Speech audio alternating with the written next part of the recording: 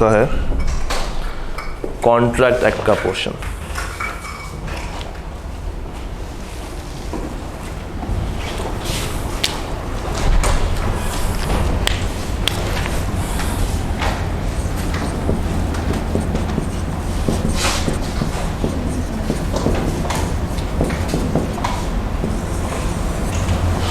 Contract act 1872 150 plus years के ऊपर फैला हुआ कानून, अंग्रेज़ों का बनाया हुआ कानून।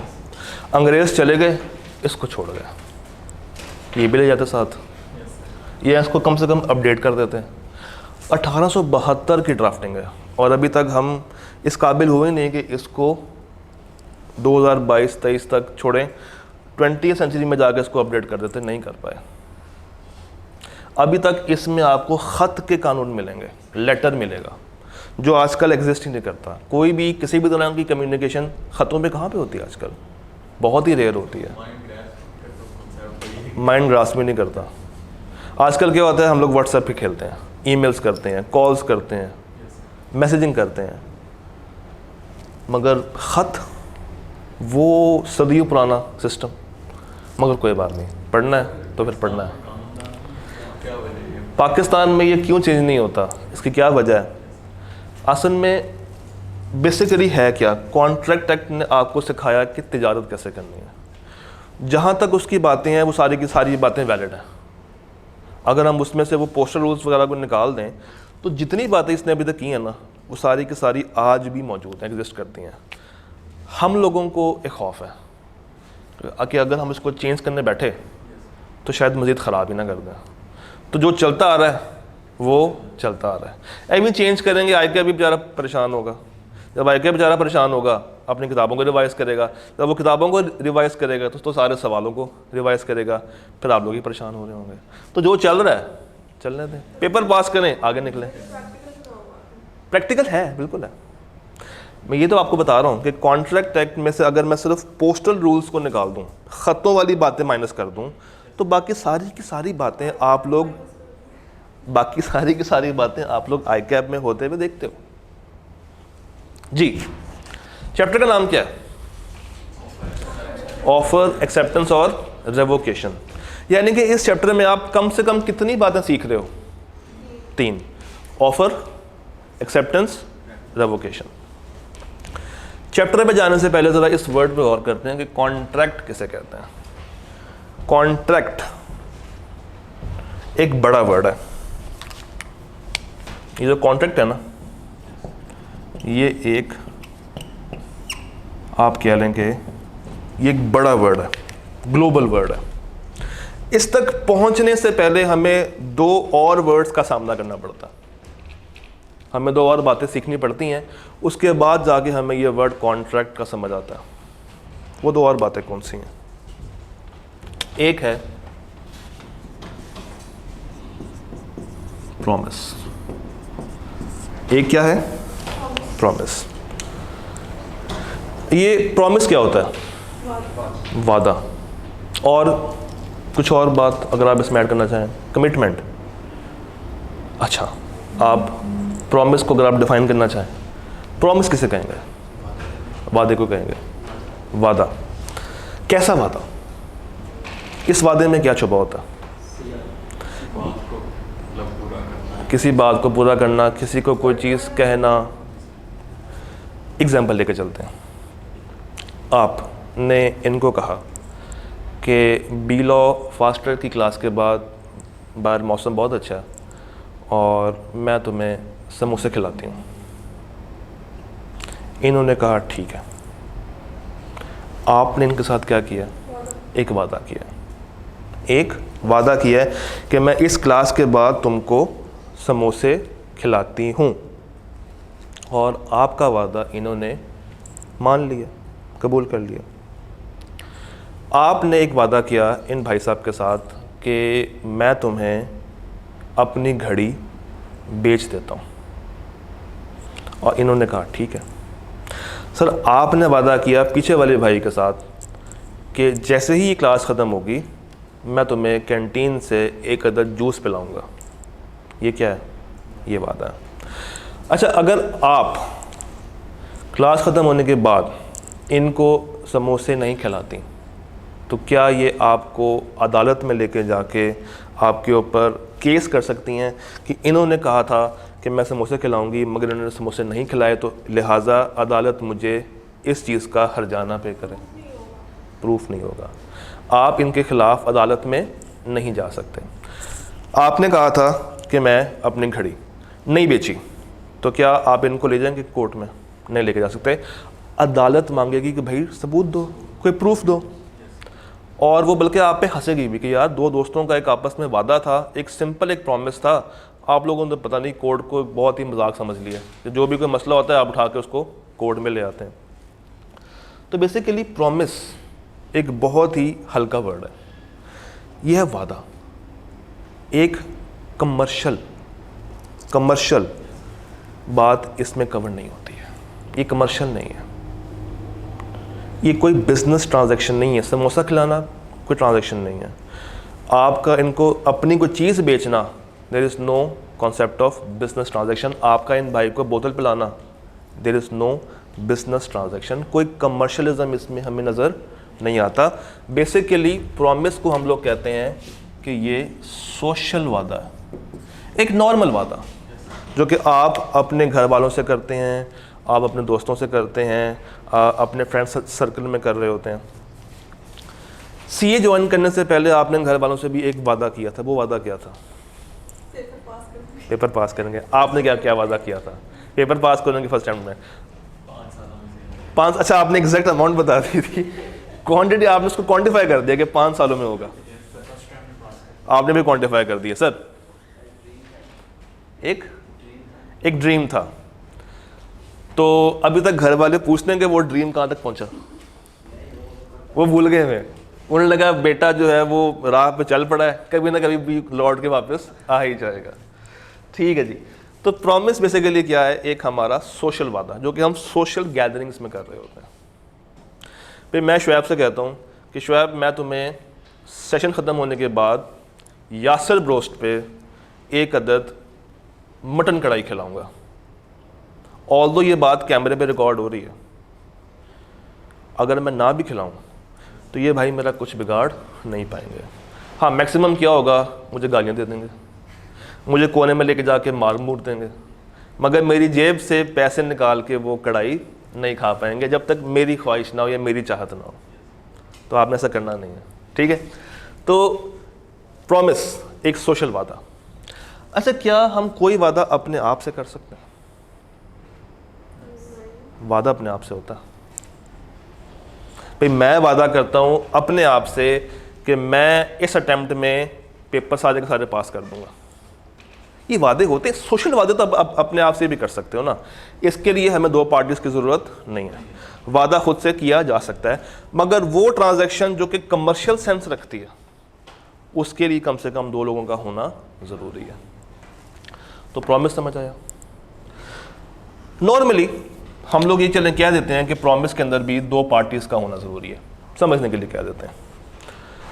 तो कॉन्ट्रैक्ट तक पहुंचते पहुंचते हमने जो पहले वर्ड का सामना किया वो है प्रॉमिस।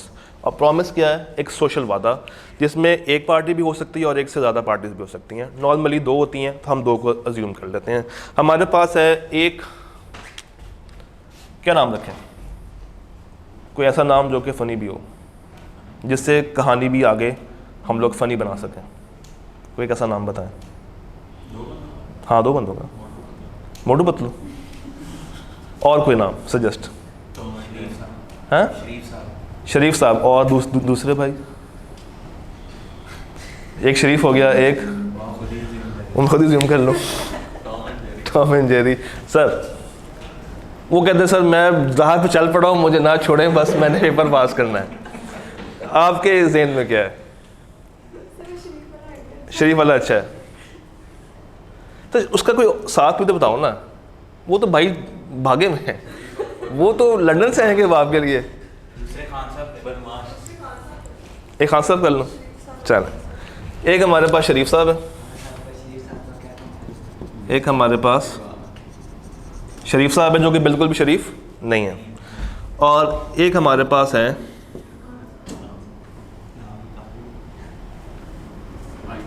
नहीं, एक हम रखते हैं ईमानदार। एक शरीफ हो गया और दूसरा हो गया ईमानदार। अब आगे से आपको पता है, ऑल दो वो वर्ड पता नहीं सूट करता आजकल या नहीं करता, मगर आगे से एटलीस्ट आप पहुंच गए कि मैं कहाँ तक आपको लेके जाना चाह रहा हूँ। और शरीफ तो खैर वैसे ही बहुत कॉमन हो गया। तो ये दो लोग हैं, इन्होंने आपस में मिलकर एक प्रॉमिस किया। क्या प्रॉमिस था? शरीफ ने कहा कि भाई मैं तुम्हें अपनी बाइक बेचूंगा 50,000 के बदले, तो मुझे 50,000 रुपये दो, मैं तुम्हें अपनी बाइक सेल करता हूँ। बाइक किसके पास है? बेचनी किसको है? पैसे कौन देगा?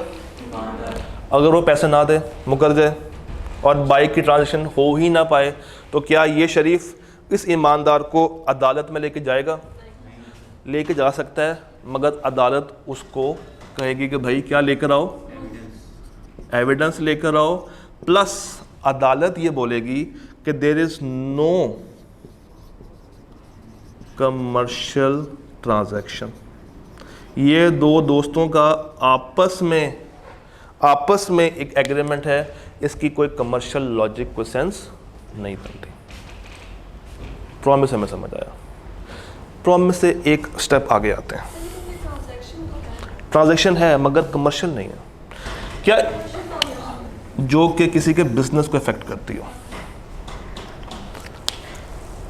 हाँ, अगर इसका बिजनेस ये हो बाइक्स बेचने का, खरीदने का, तब ये हम कमर्शियल मान सकते हैं।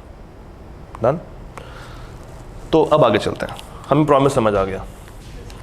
तो प्रॉमिस में हमारे पास एक है शरीफ और एक है ईमानदार। तो एक शख्स ऑफर कर रहा है और ईमानदार भाई उसको या एक्सेप्ट करेंगे या रिजेक्ट कर देंगे। तो हमारे पास दो पार्टीज आ गई हैं, एक जो ऑफर कर रहा है और एक वो जिसको ऑफर की जा रही है। तो एक ऑफरर है और एक ऑफरी है। एक ऑफरी है। आसानी के लिए मैं यहाँ से अभी फ़िलहाल एक्सेप्टर का वर्ड निकाल देता हूँ और इसको मैं कहता हूँ कि ये एक ऑफरर है और ये ऑफरी है। अगर कभी ये भूल जाए ना कि अर किस में आएगा और ई किस में आएगा, तो एक छोटा सा कुलिया उसको याद कीजिएगा। जो आपको नौकरी देता है वो कौन होता है, और जिसको नौकरी दी जाती है वो कौन होता है? एम्प्लॉई। तो उसी सेंस में ऑफरर कौन हो गया? जिसने आपको ऑफर की। और किसको की? ऑफरी को की। ये बात यहाँ तक समझ आती है? ठीक है। प्रॉमिस से एक स्टेप आगे आते हैं और हमें एक और बड़ा हैवी वर्ड मिलता है, एग्रीमेंट। क्या वर्ड है? एग्रीमेंट। ये एग्रीमेंट क्या है? क्या इसके बारे में कोई बेसिक नॉलेज आप रखते हो?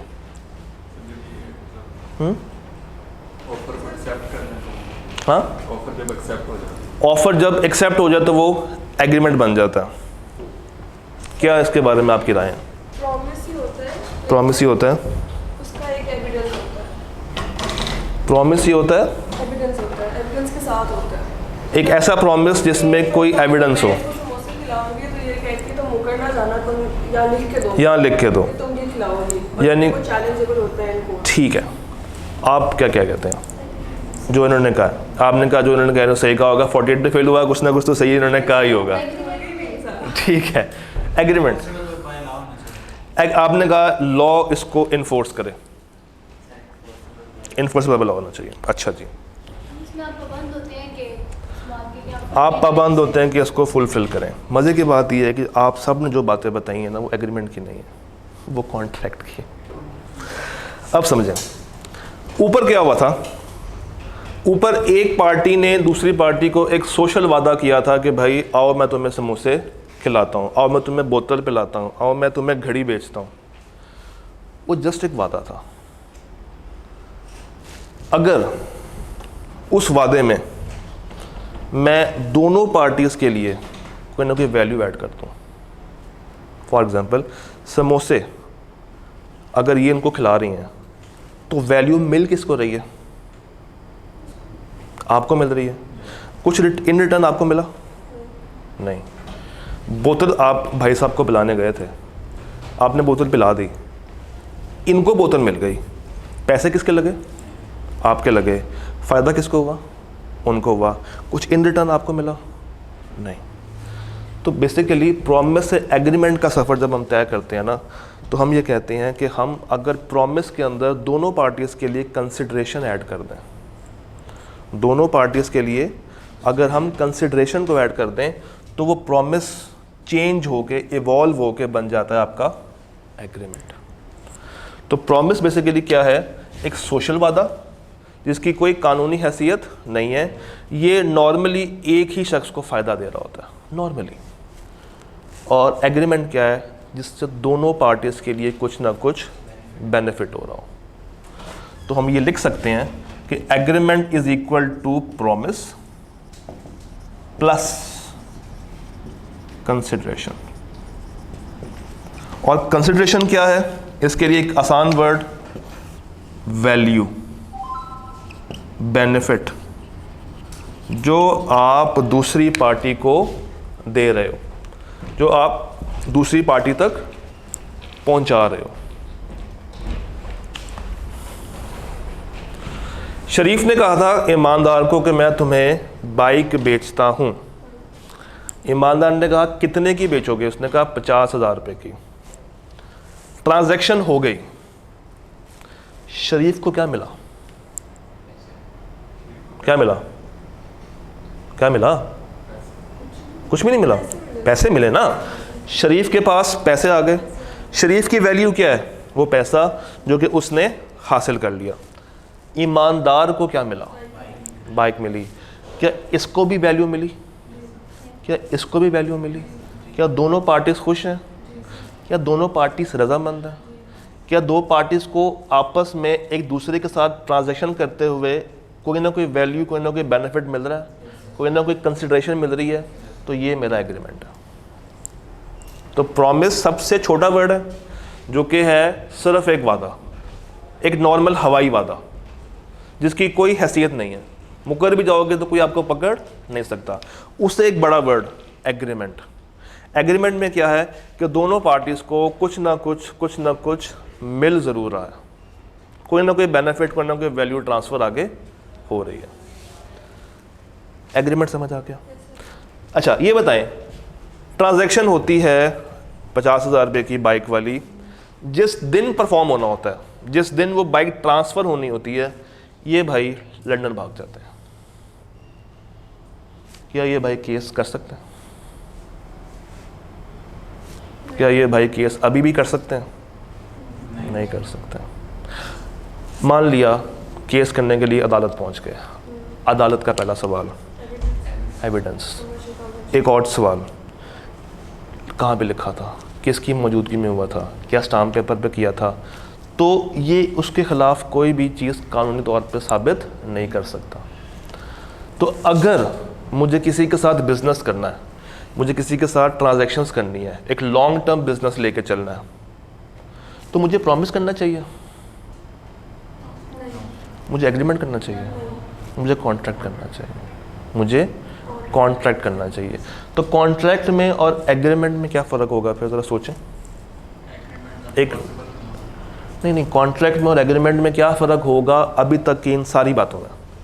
अगर मैं इसको एक स्टेप आगे लेके जाऊं, अगर मुझे एग्रीमेंट को कॉन्ट्रैक्ट में बदलना है, तो मुझे इसमें क्या ऐड करना पड़ेगा?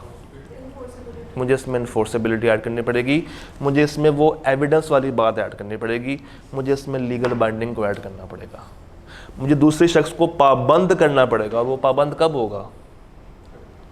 वो पाबंद कब होगा? जब एक इन्फोर्सेबिलिटी वाली बात ऐड हो जाएगी।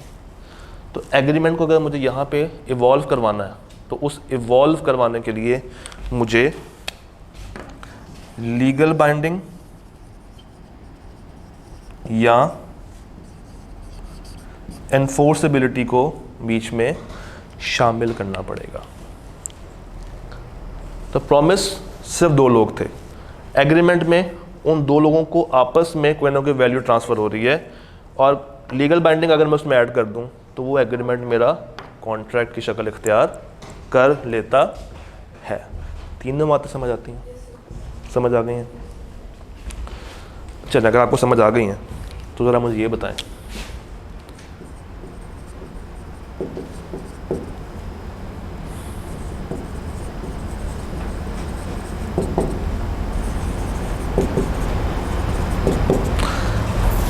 बताएं ज़रा, promise is equal to what? Promise is equal to what? दो लोग, एक ऑफरर एक ऑफरी। तो प्रॉमिस में मेरे पास सिर्फ दो लोग थे, एक ऑफरर है और एक ऑफरी है। प्रॉमिस को एग्रीमेंट में चेंज करना है, क्या करूं? मैं इसी प्रॉमिस को रखूं प्लस इसमें क्या ऐड कर दूं? कंसिडरेशन ऐड कर दूं। और अब मुझे अगर कॉन्ट्रैक्ट बनाना, फिर मैं इस एग्रीमेंट को उठाऊं और इसमें लीगल बाइंडिंग को ऐड कर दूं। इन अदर वर्ड्स मैं ये भी कह सकता हूं, चलो हमारे लिख लेते हैं कि कॉन्ट्रैक्ट इज इक्वल टू एक ऑफरर, एक ऑफरी,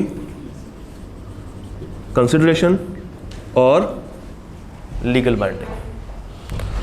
तो कॉन्ट्रैक्ट के अंदर एक ऑफरर होना चाहिए, एक ऑफरी होनी चाहिए, या होना चाहिए एक कंसिडरेशन और एक लीगल बाइंडिंग होनी चाहिए। ये सारी बातें समझ आती हैं, सारी बातें क्लियर हैं। एक दफ़ा बोर्ड पर जितनी बातें लिखी हुई हैं क्विकली रिवाइज कर लें, क्विकली। और आप लोगों ने कोशिश करनी है कि इसके शॉर्ट नोट्स डेवलप करने की आदत बनाएं। अच्छा, किताब किस किस के पास नहीं है? आपके पास नहीं है? हाँ, ये वाली जो आप यूज़ कर रहे हो, आपके पास है ना? कौन सा एडिशन, कौन सा आपके पास? कौन सा? नहीं, ये नहीं चलेगा। आपके पास कौन सा है? बस ठीक है, ये वाला लेटेस्ट है। 11th एडिशन होना चाहिए। एनरोल हुए हो ना, तो किताब मिल जाएगी। तो ये बात समझ आ गई? सारी बातें एक दफ़ा, जितनी बातें बोर्ड पे लिखी हुई हैं जल्दी से इसको रिवाइज कर लें, जल्दी से फटाफट। ये इसकी समरी थी इन तीनों बातों की।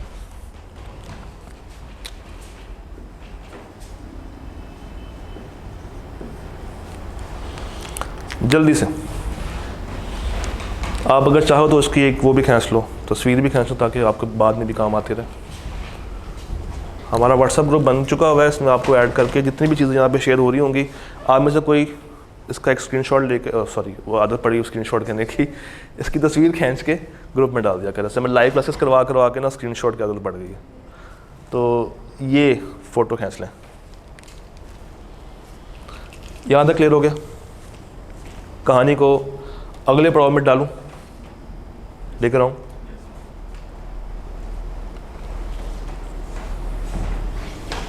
वहाँ देखें सामने आपको शो हो रहा है, ठीक है। प्रपोजल क्या है, सॉरी प्रॉमिस क्या है? प्रपोजल प्लस, अब आप कहेंगे सर आपने तो वर्ड प्रपोजल पढ़ाया नहीं था, ये क्या होता है? ये क्या होता है? प्रपोजल क्या होता है? ऑफ़र। ऑफ़र का दूसरा नाम क्या है? तो आपने सिर्फ प्रपोजल का वर्ड इसी पेज पे पढ़ना है, उसके बाद आपने इस वर्ड को भूल जाना है। आगे आए कि आपने जहाँ जहाँ भी वर्ड यूज़ किया है वो ऑफ़र ही यूज़ किया। तो ऑफ़र प्लस एक्सेप्टेंस क्या हो गई? प्रॉमिस। इस प्रॉमिस में मैं क्या ऐड करूं? तो क्या बन जाएगा? उसमें क्या ऐड करूं? वो क्या होती है? Legal binding. क्या बन जाएगा? कॉन्ट्रैक्ट। अब आईकैप के सवालों में आपने एक चीज़ को हमेशा अज्यूम कर लेना है। ये पेपर है आपका बिजनेस लॉ, पेपर है बिजनेस लॉ, यानी कि आप इसमें सीखना है तिजारत कैसे होती है। ये जो कॉन्सेप्ट है ना लीगल बाइंडिंग वाला, ये जो है, ऑलवेज अज्यूम कि there is a legal binding. आपने इस वर्ड पे कभी भी परेशान किसी भी जगह पे नहीं होना कि पता नहीं लीगल बाइंडिंग होगी नहीं होगी, क्या हुआ होगा, क्या वाकई में चीज़ें तय हुई होंगी। ये हमेशा अज्यूम कर लेना कि ये एग्जिस्ट करती है। अदरवाइज़ क्या होगा, ज़रा सोचें, अदरवाइज़ क्या होगा? अगर ये ना हो तो क्या होगा? कॉन्ट्रैक्ट बनेगा ही नहीं, वो कहाँ पे रहेगा? तो हमने क्या पढ़ना है? तो अज्यूम क्या करना है? तो बस आईकैप ने इस चीज़ के ऊपर आपसे बहस नहीं करवानी, क्योंकि ये वकीलों वाला पेपर नहीं है। ये बहस करते हैं वकील, कोर्ट में जाके कि क्या स्टाम्प पेपर पर लिखा गया था, क्या वो सही था, क्या वो जाली था, उसकी वैल्यू क्या होनी चाहिए थी, क्या नहीं हुई, एविडेंस कैमरा फॉर्म में है, वो ब्लर आ रहा है, रिटन फॉर्म में है, ये साइन उसके नहीं है, ये सारी बातें आपसे ताल्लुक़ नहीं रखती हैं। ऑलवेज अज्यूम कि देयर इज़ लीगल बाइंडिंग। अब ज़रा वो नीचे वाली लाइन पढ़ लें। Parties to an agreement must be bound to perform their promise. In case of default by either of them, the parties can go to court for its enforceability and always assume there is some sort of legal binding. शरीफ ने bike बेचनी थी ईमानदार को, transaction का दिन आ गया, इन दोनों ने आपस में स्टाम्प पेपर पे लिखवा भी लिया था, तो क्या अब ये एग्रीमेंट रह गया? अब ये बन गया कॉन्ट्रैक्ट। क्यों? क्या ऐसा क्या हुआ? इन्फोर्स अब वो करवा सकता है, वो चीज़ स्टाम्प पे आ गई है। परफॉर्मेंस के दिन, जिस दिन बाइक असल में ट्रांसफ़र होनी थी, ये भाई मुकर गए, ये भाई रातों रात कहाँ भाग गए? लंदन भाग गया। तो ये एग्जिस्ट नहीं कर रहे थे, ट्रांजैक्शन नहीं हो पाई, ये भाई उठ के चले गए अदालत में। अब अदालत इसकी बातों को सुनेगी या हंस देगी? अब सुनेगी। सुनने के बाद क्या ये अदालत इसको कोई ना कोई बेनिफिट देगी? इसके साथ क्या होगा? धोखा हुआ, धोखा हुआ ना। परेशान कौन है? शरीफ परेशान है या ईमानदार परेशान? कितना परेशान है? बहुत ज़्यादा परेशान होगा। क्यों? उसको बाइक मिलनी थी, वो बाइक अब उसको नहीं मिल रही, अब उसको कोर्ट जाना पड़ा, वकील करवाना पड़ा। अदालत ये कहेगी कि सर इसको कंपनसेट किया जाए, इस ईमानदार शख्स को कंपनसेट किया जाए। चैप्टर नंबर 9 सारी की सारी यही बात करता है कि अगर किसी तरह का कोई ब्रीच हो जाए, कोई धोखा हो जाए, तो उस धोखे के इव्स जो एग्रीव्ड पार्टी होती है, ये कौन सी पार्टी होती है miss? Aggrieved party. Aggrieved party जिसके साथ धोखा हुआ हो, जिसके साथ धोखा हुआ हो, ये कौन है? ईमानदार। नॉर्मली ये हमेशा मस्कीन ही होता, उसको लगता है कि मैं बहुत ज़्यादा मजलूम हूँ, सारे के सारे धोखे ही मेरे साथ होते हैं। तो ये कौन है? Aggrieved party. ये जब कोर्ट जाएगी तो कोर्ट देखेगी कि ट्रांजैक्शन क्या थी, क्या तय हुआ था, कितना फ़ाइन बनता है, वो सारी बातें चैप्टर नंबर 9 आपको बताता है। डन। तो 9th चैप्टर पे जाने से पहले आपने ये सवाल नहीं करना कि सर इसको क्या मिलेगा। जब हम वहाँ पे जाएंगे तो सारे रूल्स हम उसको देख लेंगे।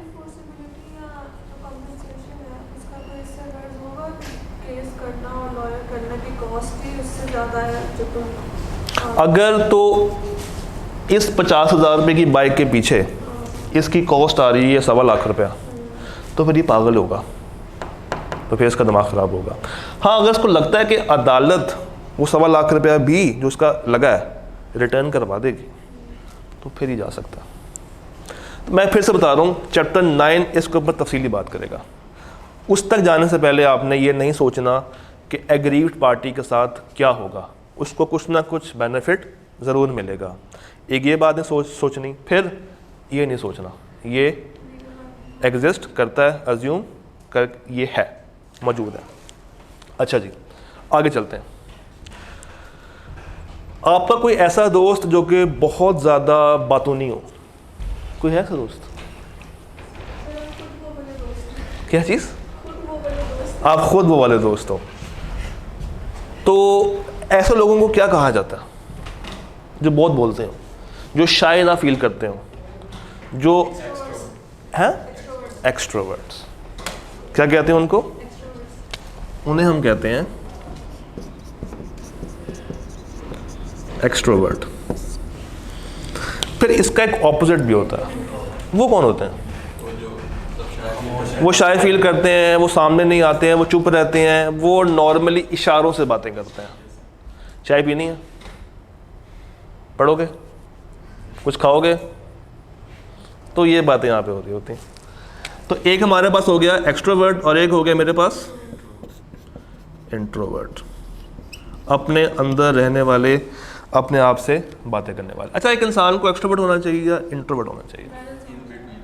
बैलेंस होना चाहिए, ना ज़्यादा ओवर हो ना ज़्यादा शाय फील करें, एक बैलेंस्ड वे में चलना चाहिए। ज़्यादा हंसी भी इंसान को मार देती है, ज़्यादा दुख भी इंसान को मार देता है। तो उतना हंसो जितना आप बाद में दुख बर्दाश्त कर सको। मैं बहुत ही फिलॉसफर वाली बातें करना शुरू हो गया हूँ। खैर, मुद्दे पे आते हैं। एक्सट्रोवर्ट और इंट्रोवर्ट यानी कि दो तरह के लोग, एक बोल रहा है और एक इशारे कर रहा है।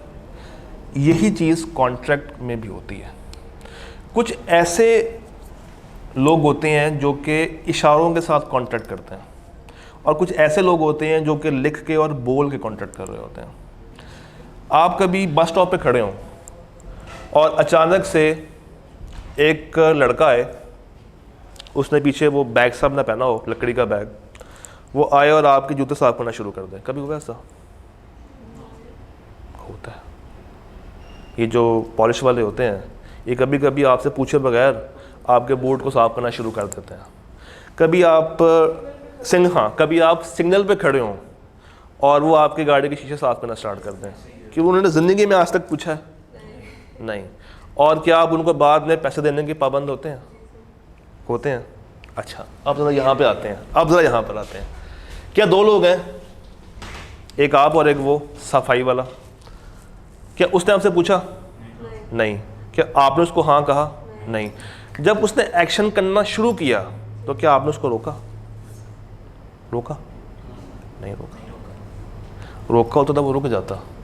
जब आप गाड़ी के शीशे बंद करके बैठे हुए हैं और आपने कुछ कहा ही नहीं है और वो अपना काम करी जा रहा है, इट मीन्स के वो जो ऑफ़र आपके पास लेकर आया था सफाई करने वाली, आपने खामोशी के साथ उसको एक्सेप्ट कर लिया। आपने कुछ उसके साथ दूसरी बात की ही नहीं, आपने कुछ बोला ही नहीं। आपने कहा भाई ठीक है, करते तो खैर है। इसे कहते हैं इंट्रोवर्ट लोग, जो उसने बाहर आके उसको रोका ही नहीं, खामोश रहा ना, अपने आप में रहा। एंड पे क्या किया? पैसे दिए और चला गया। अच्छा, उसको पैसे मिल गए, शीशा साफ हो गया, दोनों का फ़ायदा हो गया। क्या मैं कह दूं कि कंसिडरेशन दोनों पार्टीज को मिल गई है, तो क्या ये प्रॉमिस एग्रीमेंट बन जाएगा? एग्रीमेंट तो हो गया। हाँ, दोनों दो लोग हैं और आपस में कंसिडरेशन मेरी हो गई है। पैसे नहीं देता, अदालत में लेके जा सकता, कॉन्ट्रैक्ट बना नहीं। तो अब हमारे पास दो तरह के कॉन्ट्रैक्ट होते हैं। हमारे पास दो तरह के आप कह लें कि कॉन्ट्रैक्ट हम लोग बना सकते हैं, दो तरह के प्रॉमिस हम लोग बना सकते हैं। एक है हमारे पास एक्सप्रेस प्रॉमिस और एक है इम्प्लाइड प्रॉमिस। ये जो एक्सट्रोवर्ट्स है ना, ये एक्सप्रेसिव होते हैं। या तो लिख के करो या बोल के करो, या लिख के वादा करो या बोल के वादा करो। इन्होंने आपसे कहा था चाय पिलाऊंगी, बोल के कहा था। या क्लास लगी हुई है और बोलना क्लास में अलाउ नहीं है, सर बहुत सख्त है, तो उन्होंने आपको पर्चे पे लिख के कहा और आपको पर्ची दे दी कि जैसे क्लास ख़त्म होगी मैं तुम्हें चाय पिलाऊंगी। ये वादा कौन सा है? ये रिटर्न है और ये एक्सप्रेस वादा है। ये एक्सप्रेस हुआ है लिख के। एक्सप्रेस कहते हैं वो चीज़ जो कि सामने सामने हो रही हो, तो वो लिख के भी हो सकती है और वो बोल के भी हो सकती है। That can be written, that can be oral. और क्लास चल रही है और जिन्होंने आपको सिर्फ इशारा किया कि ये क्या है, ये इम्प्लाइड है, बाय एक्शन हुआ है, ये बाय एक्शन हुआ है। नॉर्मली एग्जाम हॉल में जब हम लोगों ने चीटिंग करनी होती है, कैसे करते हैं? एक्सप्रेस वे में करते हैं या इम्प्लाइड वे में करते हैं? हम इम्प्लाइड वे में कर रहे होते हैं। तो बात समझ आ गई? अब एक बस स्टॉप पे खड़े हैं, बस आती है और रूट की बस है, बस आके रुकी, आप उस बस में सवार हो गए और वो बस अपनी राह पे चल पड़ी। कुछ देर के बाद उस बस में मौजूद एक शख्स उठा, उसने कहा सर किराया दे दें। आपने कहा किराया कौन सा? मैं क्यों दूं किराया? उसने कहा सर आप बस में सवार हुए हैं, पैसे दें, आप अपने रूट पे जा रहे हैं। तो वो शख्स लड़ पड़ा कि ना तुम लोगों ने मुझे ऑफ़र कराई, ना मैंने वो ऑफ़र एक्सेप्ट की, तो मैं तुम्हें कंसिडरेशन क्यों पे करूं? सवाल ये है कि क्या ऑफ़र हुई थी, कैसे हुई थी ऑफ़र? बस का अपने स्टॉप पे आके रुकना, बस का अपने स्टॉप पे आके उसके सामने रुकना, बस का दरवाज़ा खोलना, ये क्या है? ऑफ़र है। कौन सी, एक्सप्रेस या इम्प्लाइड? ये इम्प्लाइड ऑफ़र है। बस आई, बस का दरवाज़ा खुला, इस शख्स को पता है कि ये उस रूट पे जा रही है, तो ये इम्प्लाइड ऑफ़र है। उस शख्स का कदम बढ़ा के उस बस में जाना, जाके कुर्सी पे बैठ जाना या खड़े हो जाना अगर रश नहीं है तो उसकी तरफ से इम्प्लाइड एक्सेप्टेंस। तो बस का आगे रुकना क्या था? ऑफ़र। कौन सी? इम्प्लाइड। आपका बस में चल के जाना इम्प्लाइड एक्सेप्टेंस है। अब क्या वो कंडक्टर पैसा मांग सकता है? अपनी कंसिडरेशन मांग सकता है? हम जो उस बस में सवार हुए हैं, हमें क्या फ़ायदा मिल रहा है? हमारी कंसिडरेशन क्या है? फिर हम अपनी मंजिल तक पहुंच रहे हैं। डन। क्या कोई लीगल बाइंडिंग हुई है? क्या कोई कॉन्ट्रैक्ट लिखा गया है? नहीं। तो क्या ये एग्रीमेंट है? समझ आती है बात? यहाँ तक क्लियर हो गया?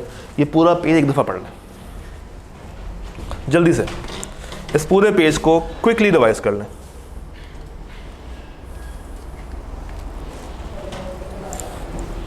ऊपर 3 इक्वेशंस हैं, नीचे बाइंडिंग वाली बात हो रही है और फिर हम लोगों ने एक्सप्रेस और इम्प्लाइड वाली बात कर दी है। बस आपने ये देखना है कि एक्सप्रेस में या वर्ड्स होने चाहिए, चाहे वो रिटन फॉर्म में हो चाहे वो ओरल फॉर्म में हो, और इम्प्लाइड में सिर्फ और सिर्फ एक्शंस होते हैं, इशारेबाजी होती है। हाँ जी, ठीक शो, मजा मा ओका। कभी कभी मैं गुजराती भी बोलूँगा आपके साथ, जितनी आती है। नहीं, पश्तो नहीं आती, गुजराती आती थोड़ी बहुत। क्या? सिर्फ गुजराती आती है। हाँ, डिफ़ॉल्ट का ब्रीच, वादा खिलाफी। डिफ़ॉल्ट क्या है? अपने वादे से मुकर जाना। इसका लंदन भाग जाना क्या है? डिफ़ॉल्ट ही तो है। चलें, लंदन नहीं भागा, जिस दिन कॉन्ट्रैक्ट होना था ये भाई पैसे लेके पहुंचे नहीं। अच्छा, मजे की बात देखें, हम हमेशा इसी को बुरा कहते हैं। नीचे वाला भी तो हो सकता है। हमेशा यही मजलूम क्यों? मुझे आज तक ये बात समझ नहीं आई कि हमेशा इसको मजलूम क्यों बनाया जाता है? क्यों बनाया जाता है शोएब साहब इसको मजलूम? आप किसके बारे में क्या राय? अच्छा बंदा है, इमेज ऐसी बनी हुई है। देखिए, हमने भी नॉर्मली कोई वो नहीं था, नाम भी मैंने आप लोगों से लिए हैं, चाहे आप उसको ए भी कहते तो मैंने मिस्टर ए को ही गलत करना था, मगर आपने रखा ही इसको कि वो ऑटोमेटिकली बेचारा फंस जाता है। मासूम सा है, गोलू मोलू सा है, ऐ भी आप लोग उसको तंग करते रहते हैं यार। कोई बात नहीं, माफ़ कर दें, बख्श दें। क्या ले जाएगा? क्या ले गया? क्या ले गया? सब कुछ तो है आपके पास। पेपर पास करें, क्वालिफाई करें, आगे जाएं, जॉब शॉप करें, अपने आप को एक बेटर पोजीशन पर लेकर आएँ, उसके बाद आपने भी यही तो बन जाना है। ये पेज समझ आ गया? अच्छा, हमने यार एक तो वो भी बेचारा ना, आप लोगों ने उसको भी बदनाम कर दिया। अच्छा, वापस आए। प्रॉमिस क्या है उसको डिफाइन कर लेते हैं। When the person to whom the proposal is made, वो शख्स जिसको हम प्रोपोजल कर रहे हैं, आपने की थी, किसको की थी? इनको की थी। तो इनको प्रोपोजल हुई किसकी तरफ से? आपकी तरफ से। सिग्निफाइज हिज असेंट, जिसको आपने प्रोपोजल दी है, जिसको आपने ऑफर दिया है, वो अगर अपनी रजामंदी आगे से जाहिर कर दे तभी जाके वादा होगा ना। आपने कहा चाय पियोगी, इन्होंने कहा नहीं, कहानी खत्म, कहानी आगे बढ़ी नहीं। तो अगर इन्होंने असेंट अपनी सिग्निफाई कर दी है, रजामंद हो गई हैं, तो इसका मतलब ये है कि उन्होंने आपकी ऑफर को या आपकी प्रपोजल को क्या कर लिया है? एक्सेप्ट कर लिया है। अब प्रपोजल जब एक्सेप्ट कर ली जाए तो क्या बन जाते हैं? प्रॉमिस बन जाता है। डेफिनेशंस को आपने हमेशा क्रैम करना। डेफिनेशंस आपने हमेशा ये बात लिख लें, जहाँ जहाँ पे जो जो डेफिनेशन आ रही है उसमें ये नहीं सोचना कि मैं अपने पास से लिख सकता हूँ या लिख सकती हूँ, आप लोग हमेशा फंस जाएंगे। क्योंकि अभी तो ये 2 लाइन की है और 2 लाइन की भी डेफिनेशन आपसे लिखी नहीं जानी। अभी एक टेस्ट कर लेते हैं, ज़रा मुझे सुनाएंगे क्या होती है प्रपोजल? अभी पढ़ी है ना? हाँ, पेपर किस में होता है, अंग्रेजी में या उर्दू में? हाँ बताएं, अगली बारी आपकी है, देखना नहीं है। A proposal is when a person offers to another person and he signifies his assent to that offer. A proposal when accepted becomes. कुछ हद तक काबिल बर्दाश्त थी, मगर मसला ये है कि ICAP जब कहता है ना कि डिफ़ाइन करो, तो लॉ में हम लोग ये अज्यूम करके चलते हैं कि अगर लॉ है तो फिर वो लॉ है, उसको हम छेड़ नहीं सकते हैं। हल्का सा भी अगर आपने एक आधा वर्ड मिस कर दिया या ज़्यादा लिख दिया, कम कर दिया, तो आपके नंबर कटने के चांसेस हैं। तो बी लॉ अगर वाकई में पास करना है तो कुछ चीज़ें साथ साथ आपको पता होनी चाहिए। डेफिनेशन शुड बी क्रैम्ड, इसका कोई ऑल्टरनेट आपने जहन में भी नहीं रखना। प्रॉमिस में हमने कहा था 2 पार्टीज होती हैं, एक ऑफरर और एक दूसरी ऑफरी। जो शख्स प्रपोजल दे रहा है, जिसको दी जा रही है, दूसरा नाम क्या है? प्रॉमिसर और प्रॉमिजी। प्रॉमिसर और प्रॉमिजी भूल जाए तो मैं याद कैसे करूँगा? एम्प्लॉयर और एम्प्लॉय से। प्रॉमिस हमें समझ आया। हर वो प्रॉमिस या सेट ऑफ प्रॉमिस, ये सेट ऑफ प्रॉमिस क्या होता है? एक से ज़्यादा बातें जिसके अंदर कंसिडरेशन का एलिमेंट ऐड कर दिया जाए, ये क्या होती है? कंसिडरेशन क्या होती है? बेनिफिट किसको मिलता है? सिर्फ एक पार्टी को नहीं, दोनों को मिल रहा होता है। अगर मैं उसमें वो एलिमेंट ऐड करूँ तो वो क्या बन जाएगा? और उस एग्रीमेंट में अगर मैं इन्फोर्सेबिलिटी का फैक्टर ले आऊँ तो कॉन्ट्रैक्ट बन जाएगा। डन। किताब का पहला सफ़ा चैप्टर नंबर 2 का हमने ख़त्म किया। आप फर्स्ट पेज इसका देख सकते हैं और आपके पास किताब है तो किताब का बिल्कुल पहला सफ़ा जिसका नाम है शायद इंट्रोडक्शन टू कॉन्ट्रैक्ट डेवलपमेंट, है ना? तो हम लोगों ने इंट्रोडक्शन टू कॉन्ट्रैक्ट का फर्स्ट पेज हमारी इस डिस्कशन के साथ अभी तक ख़त्म किया। थक तो नहीं गए? कैरी ऑन करें। क्लास 2 घंटे की है, अभी हमारे पास 50 मिनट है। डन।